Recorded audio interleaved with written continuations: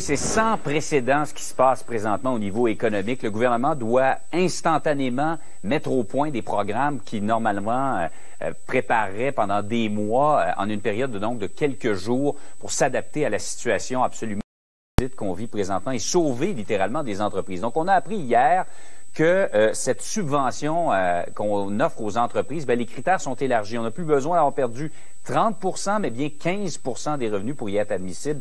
Je pense que ça doit réjouir notre invité, Charles Milliard, qui est président-directeur général de la Fédération des chambres de commerce du Québec. Bonjour. Bonjour, M. Guérin. Alors, je pense que vous êtes heureux qu'on élargisse les critères. Plus d'entreprises vont y avoir droit. Mais vous avez raison de mentionner que le s'adapter à cette situation-là. Alors, je pense qu'on a la chance à Québec et à Ottawa d'avoir des gouvernements qui ne sont pas dogmatiques en ce moment, qui sont capables de prendre des décisions rapidement, mais d'accepter de faire des modifications. Puis c'est ce qu'on a vu hier à Ottawa, donc en permettant aux entreprises de justifier donc une baisse de 15 pour mars et 30 pour avril et mai.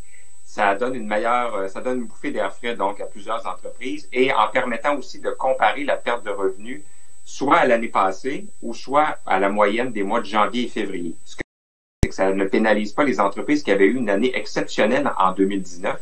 Si on avait comparé leurs chiffres à mars 2019, on n'aurait pas vu cette progression-là. Alors pour eux, ça aurait été difficile de prouver la perte du 30 %. Alors il y a plein d'entreprises qui ont été réjouies d'apprendre cette nouvelle-là hier. Malheureusement, il y a encore quelques laissés pour compte et on sera là pour les défendre. Par exemple?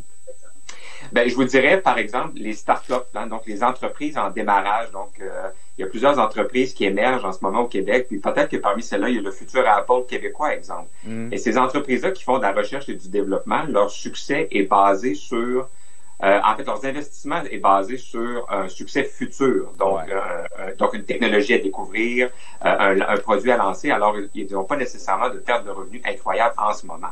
Alors, nous, ce qu'on propose au gouvernement fédéral, c'est qu'il y ait une forme de prêt pour subventionner les salaires dans ces entreprises-là, dans ces start-up, dans ces entreprises de R&D-là, et que par la suite, ce prêt-là pourrait être converti en subvention si les employés demeurent. Alors, ça permettrait à tout l'écosystème des entreprises en démarrage de survivre.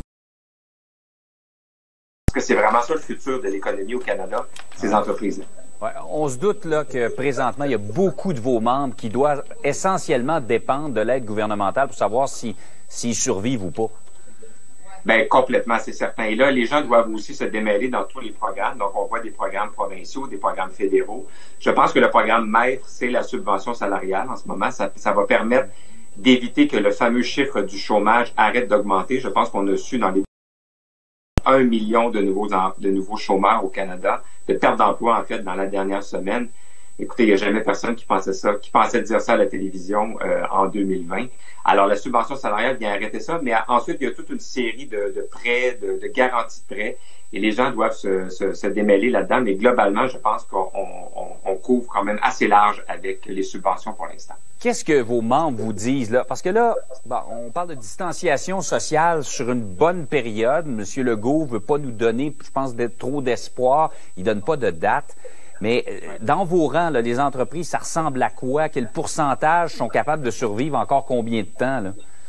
Je vous dirais que les petites entreprises qui sont basées, j'aime ça dire, sur l'aventure humaine, sur des gens qui se rencontrent, c'est très, très difficile. Alors, le secteur culturel, le secteur touristique, le commerce de détail qui n'est pas en ligne, c'est très difficile.